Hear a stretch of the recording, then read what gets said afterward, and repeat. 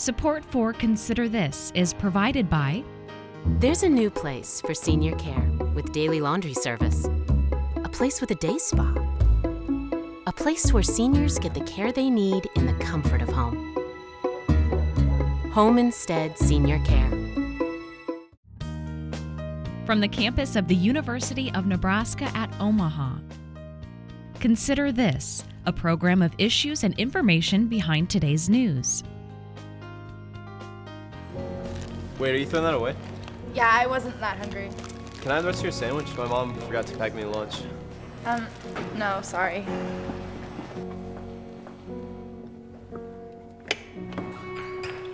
Hey, so I thought we were hanging out tomorrow night. Yeah, my parents are kind of fighting. I was just wondering if I could, stay in your guest room. I don't think so. I'm sorry.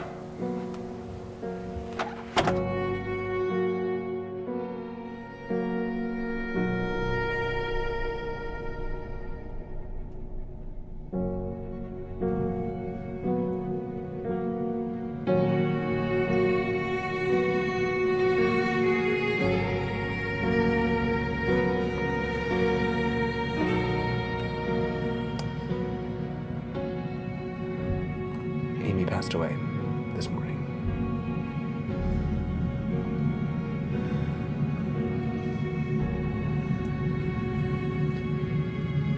Did she decide before if she would be a donor?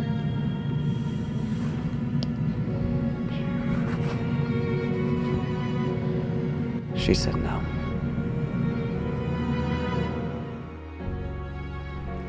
Hi everyone, I'm Kathy Wyatt. Welcome to this week's edition of Consider This. Our topic, organ donations. Joining us to talk more about it are three guests who all have a connection to Nebraska medicine, starting with Dr. Alexander Maskin. Dr. Maskin is a transplant surgeon. Next to him, Vicki Hunter, a kidney pancreas transplant manager, and Sue Van Tyscher, a kidney organ donor.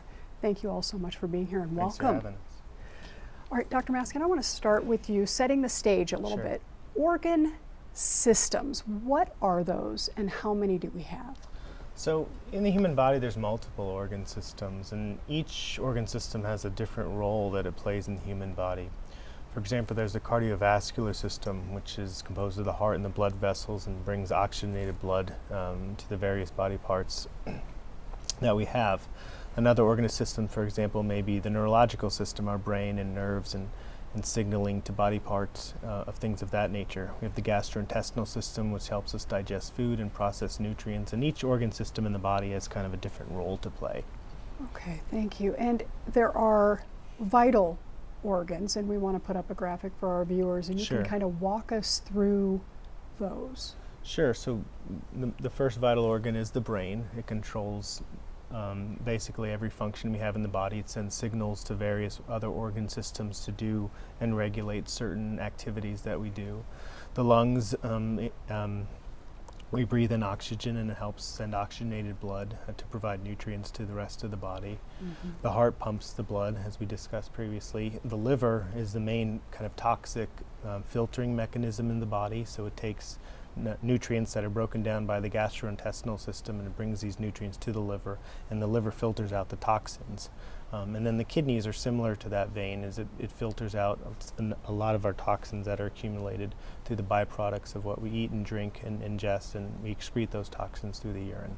Okay, thank you. And for the purposes of today's program, we have some facts that we want to put up as well in terms of organ donations. Walk us through those. Sure. So the waiting list for people waiting for an organ in the United States is very large. Approximately 22 people die every day waiting for an organ transplant. Generally, one organ donor can save about 8 lives, and almost anybody can be an organ donor irrespective of race or height or weight or color or religion.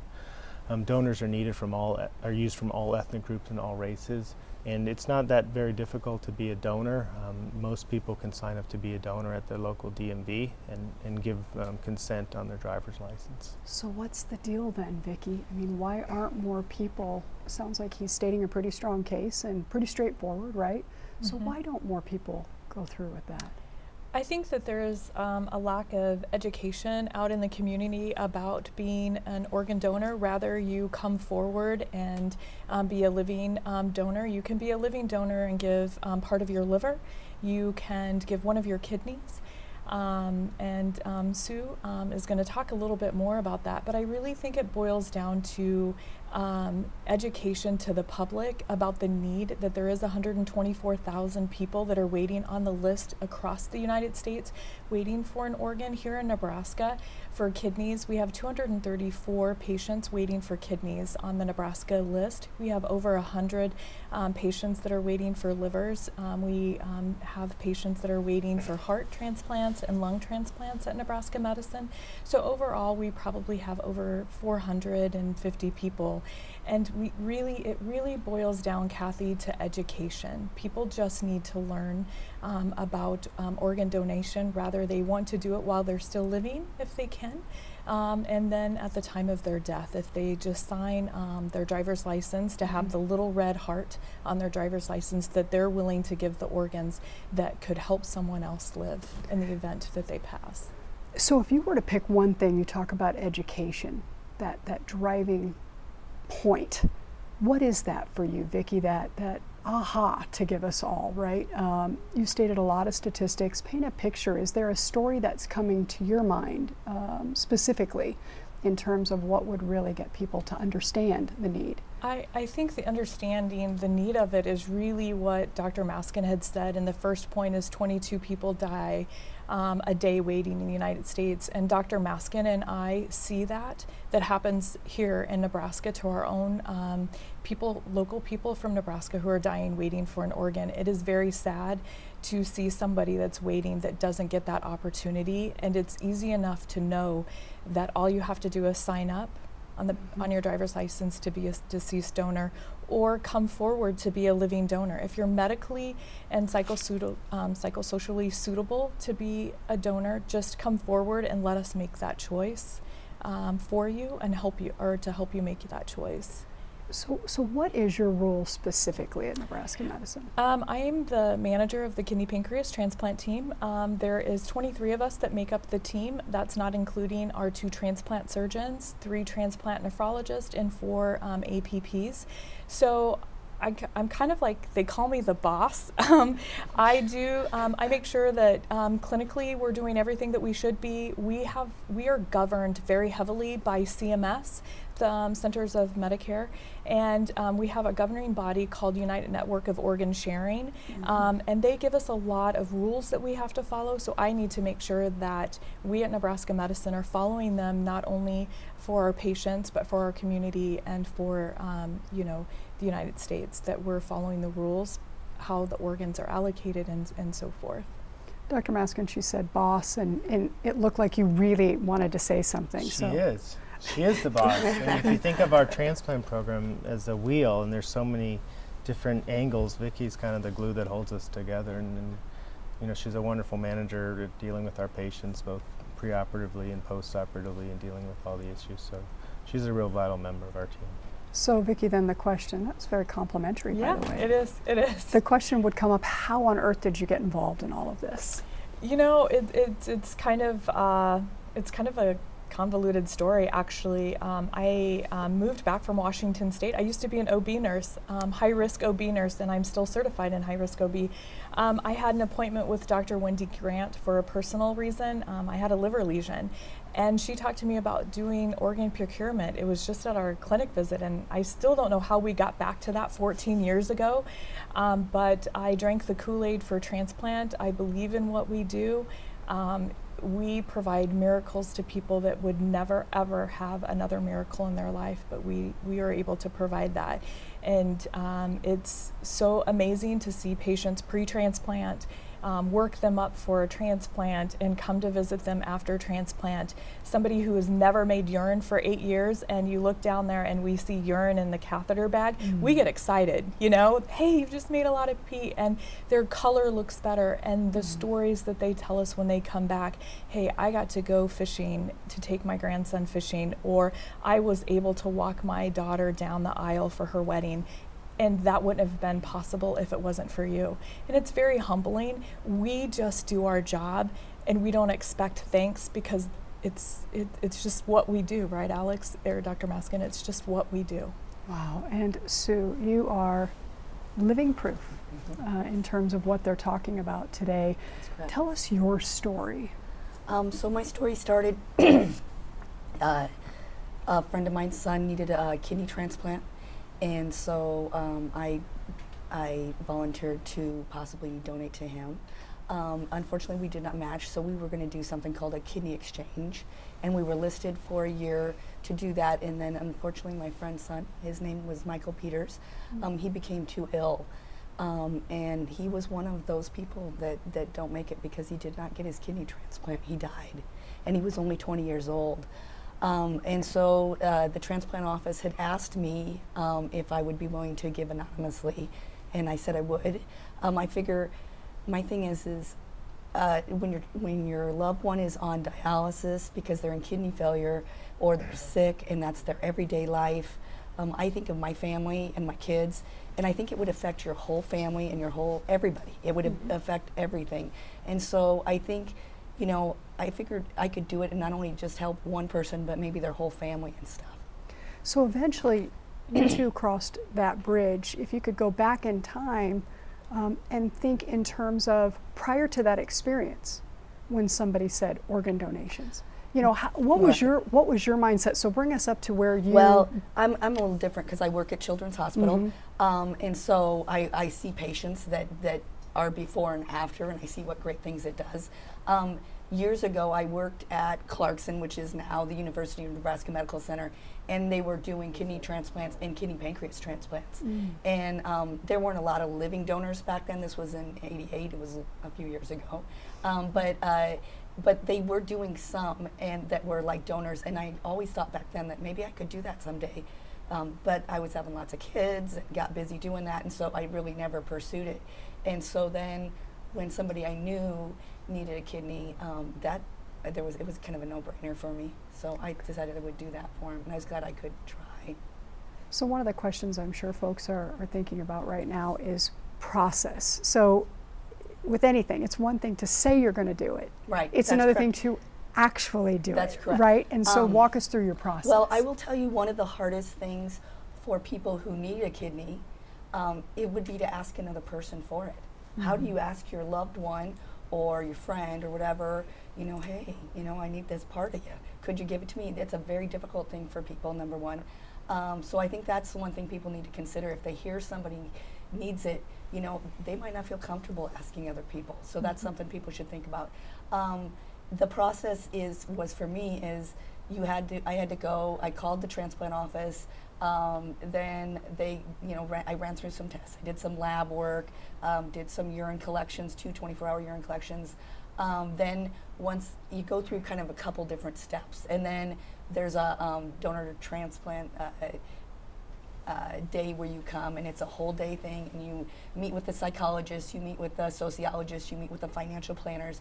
I will tell you, in Nebraska Medicine, I felt like everybody wanted to talk to me because they all wanted to make sure that it was a decision I wanted to make and that I knew all the aspects of it, and maybe if there could be repercussions, what could happen. So I felt very educated.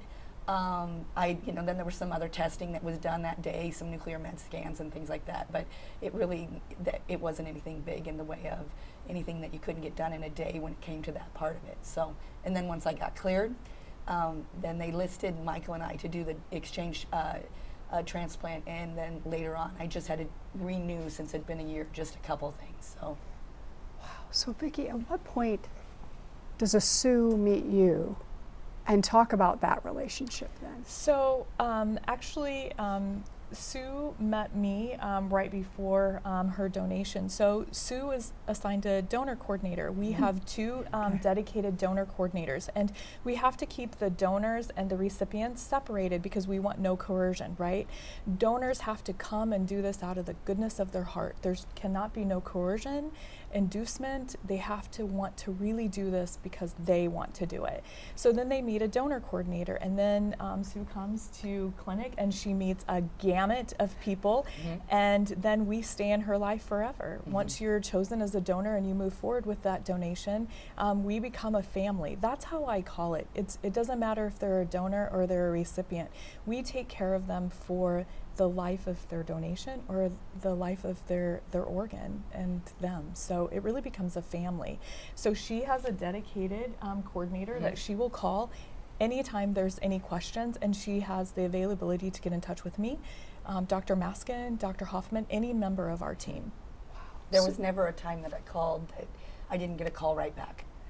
Never. I mean, and you know, sometimes questions come up, or you know, scheduling changes or things like that. And Connie Likey was my coordinator, which I love her dearly.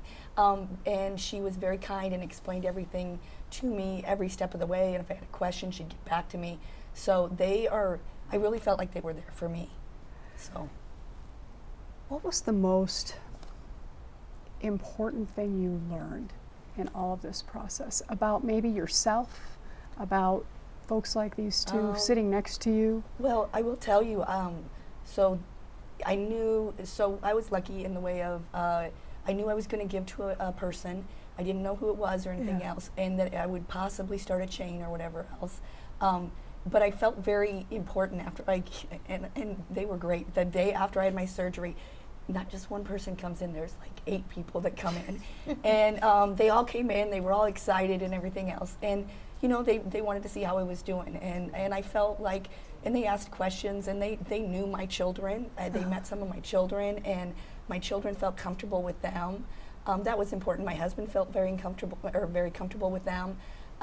So, and that's the other thing is you know, you need, one of the things, and they talk about this with you when you go to the donor clinic, is, you know, what does your family think? Because, you know, not only am I doing this, but really the rest of my family has to kind of sign on to it a little bit. And I was lucky, you know, my husband and my children were very supportive. They were very excited. I didn't have any negativity that way.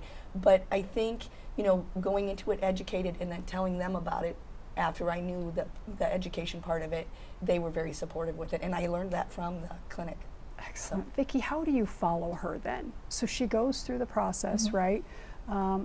Obviously, there's a change for you if you donate an organ. You know what? Not a lot, though. I mean, it really, just after the first few weeks, I feel just You're just all good. Yeah, I do. In terms of the medical side of it, though, is there a process involved with following her, regardless of how great she feels, which is awesome? Yeah. But what do you do procedurally then? So what happens is 2 weeks after donation, they come back in and they see Dr. Maskin in clinic, and we do urinalysis and we look at their blood counts to make sure everything's okay.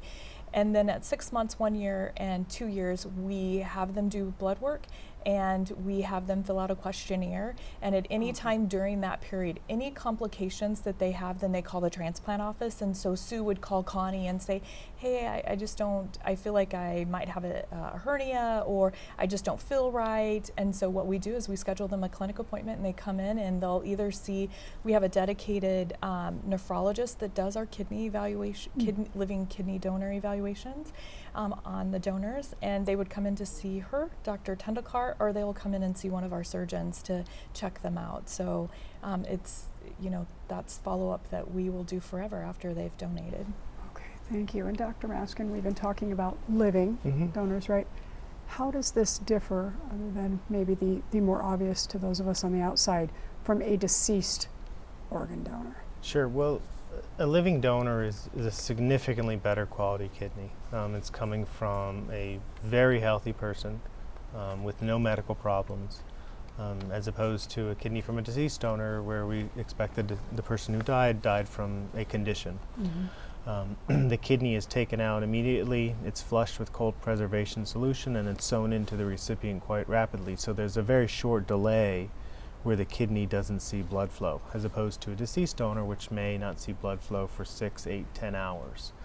So the time the kidney is kind of not in a body is significantly shorter, and the kidney starts working faster, it works better, and we know that based on studies that it works longer. So a living donor kidney is a significantly better option for people who have end-stage kidney disease than a deceased donor. The problem in the United States is, like we mentioned before, is most people don't have a deceased donor or aren't lucky to have someone like Sue give them an organ. So they get a deceased donor, which is still better than what they currently have. But when we evaluate a new patient in clinic, we encourage everybody to get a living donor. And even if they're not compatible with their particular donor, whether it be a spouse or a child, we can enter them in the chain, and maybe they can help save the lives of somebody else who's not compatible with their donor. Okay. We're talking process from a surgeon's perspective, and you have a very obviously different perspective than anyone else. What's important for viewers to note from where you sit? I think what's the main primary thing when we talk about donors is our Nebraska Medicine and our team is essentially very concerned about their safety. This is a healthy person undergoing an unnecessary surgery. And our primary goal in the donor evaluation is to make sure everything is absolutely perfect before they donate. So whether it be health conditions, we get imaging to make sure the kidney anatomy is normal, and we make sure there's, as Vicki alluded to, there's no psychosocial improprieties, no coercion, no illusion, and the donor really wants to do this and wants to save somebody's life. And I'm amazed about people like Sue who undergo these surgeries to save somebody else's life. But the most important thing is that the evaluation of a donor is very detailed and may take a little time because we have to get it right. And so when somebody comes forward to volunteer to be a donor, I think the most important thing is that we take excellent care of them and we really focus in on them.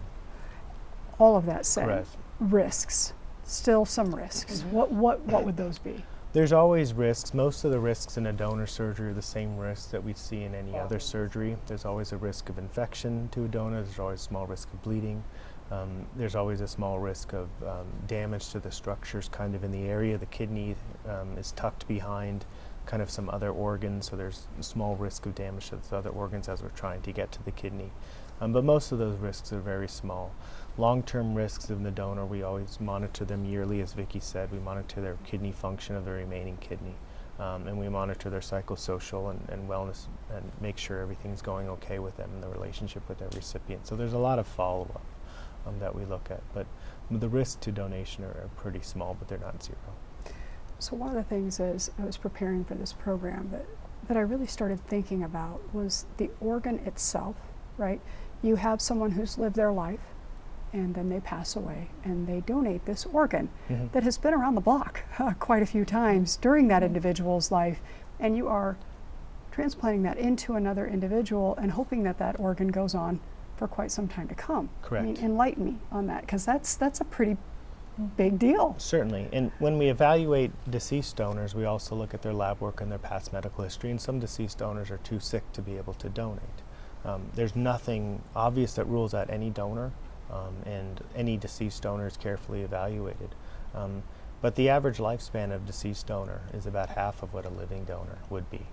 So when we talk to people, when we educate potential recipients, that's why we really encourage them to get a living donor, because we know that their lifespan and the lifespan of the organ they're getting will be significantly better than from a deceased donor. But a deceased donor is significantly better than being on dialysis. Yeah, I just found that very interesting to think about. Vicki, what benefits have we not addressed yet in terms of big picture with organ donations? Is there anything coming to mind that maybe we haven't hit? I don't think so. I think, the benefit of being an organ donor, rather, with living, you have that sense of, I was able to help someone. And, with deceased, that's a hard decision for a family to make. That's why, signing the back of your driver's license is very important. That's your last wish. That's you, not being here, but still giving someone else hope. I think that's the big message, is that other people are needing help. And if you can help them, this is one way to help. As you were talking about, the signing off on your driver's license, I do think that that's really where it does kind of end for people. They've checked that box and they don't really stop to think too much more about it. Be great if there were some more in the way of follow-up, but maybe just in the few minutes that we have remaining, Dr. Maskin. Sure. So a person passes away, they've signed that driver's license, they pass away. What happens after that? Sure. So what happens in the state of Nebraska and many other states is that if a patient is in the hospital and they're ventilated and the physicians that are taking care of them are thinking they're near death or not going to recover, by law they have to place a call to the Nebraska Organ Recovery Systems, which is an independent organ procurement organization that's centered here in Omaha. And the staff of NORS goes out and evaluates the donor, looks at the past medical history, looks at the labs, and a discussion is made with the doctors that are caring for the patient and also internally to determine whether or not that person is suitable to be an organ donor. If they are a very healthy person, let's say there's a tragic accident and they've signed their donor card, it's a real miracle because then we know we can kind of take care of that donor until the time that the organs are procured, and then they can go forward and become an organ donor. So there's a lot of kind of setup, there's a lot of things that are already in place that kind of go around behind the scenes that allow people to become donors. Excellent. Okay, thank you for that. I do want to put up before we close some websites for our viewers so that if they want more information, they can go to these. NebraskaMed.com is the first one there, transplants.org, and DonateLife.net. Dr. Maskin, briefly, you had a fourth one. Sure. NORS, the Nebraska Organ Recovery System, their website is www.anydonation.org, and you can learn a lot about organ donation, how to sign up to be an organ donor, what it means to be an organ donor, resources for families, and things of that nature. And it's a very instructive website that people should look at. Thank you. I want to thank you all for joining us today and sharing your time, expertise, and your story. Thank you very, very much. And to our students who are working hard behind the scenes, to all of our viewers, of course, for watching. As we close, a look back at Veterans Day and a very special celebration as seen through the lens of DK Kellum. DK is a junior right here at UNO. We'll see you next week.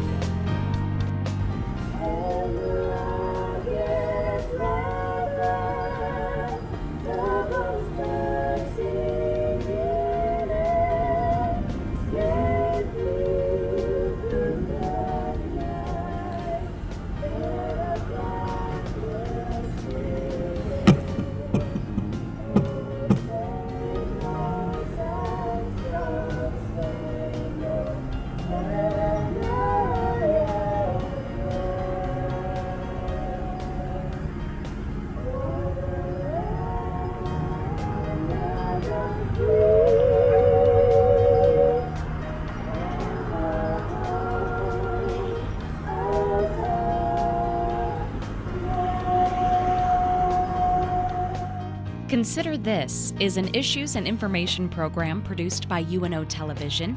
More information and program archives can be found at netnebraska.org/Consider This.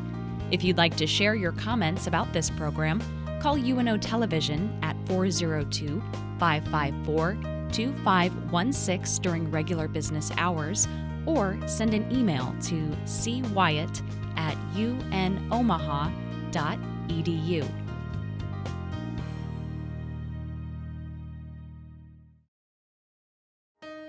Support for Consider This is provided by There's a new place for senior care, a place with flexible meal plans and 24-hour room service. A place where seniors get the care they need in the comfort of home. Home Instead Senior Care.